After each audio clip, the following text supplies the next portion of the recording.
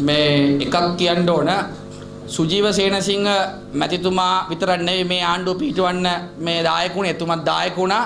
අපිත් ජීවිත පරදුවෙන් තමයි මේ ආණ්ඩුව පිටුවේ. ඉතා පැහැදිලිව කියන්න ඕන කඩුවෙල ආසනේ ගිය ජනාධිපතිවරණ දින්නෙත් නැහැ මහමැතිවරණ දින්නෙත් නැහැ. හැබැයි අපි කොළොන්නාව දින්නා.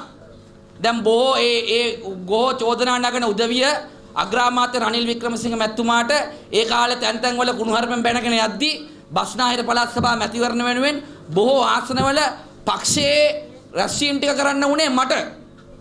අපි එහෙම කරලා මම බස්නාහිර පළාතෙන් පළවෙනි ආවා.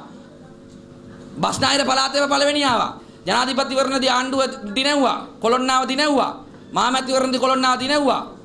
පාර්ලිමේන්තු මැතිවරණදී කොළඹ දිස්ත්‍රික්කයෙන් නවකයෝ අතරේ වැඩිම මනාප ගත්තේ මම. නේද? එහෙනම් අපිත් ඉල්ලන්න බෑ. අඩු ගානේ මට කොළඹ දිස්ත්‍රික් සංවර්ධන කමිටුවේ සභාපතිකමවත් හම්බුන්නේ නැහැ. හැබැයි එතුමාට නම් මේ පසු කාලීනව නායකතුමා එක්ක ෂේප් වෙලා නේද? මේ රාජ්‍ය ඇමතිකමකුත් හම්බුණා. වෘත්තීය සමිතියේ මේ සභාපතිකමක් හම්බුණා. කෘත්‍යාධිකාරී මණ්ඩල සමාජිකත්වයේ හම්බුණා. නේද? අපිටත් ප්‍රශ්න තියෙනවා. අපිටත් ප්‍රශ්න තියෙනවා. UMP කාරණට රස්තාවල් දී ගන්න විදියක් නැහැ. UMP කාරණට ගෙවල් දී ගන්න විදියක් නැහැ. රටේ ආර්ථිකය වේගවත් මදි කියලා ගැටලු කීපයක් තියෙනවා. නේද? බලාපොරොත්තු වෙච්ච මේ ආර්ථික වර්ධන වේගය අඩුයි කියලා ප්‍රශ්න තියෙනවා. ඒ ප්‍රශ්න තිබ්බ කියලා අපි උඩ බලාගෙන කෙල ගහන්නේ නැහැ.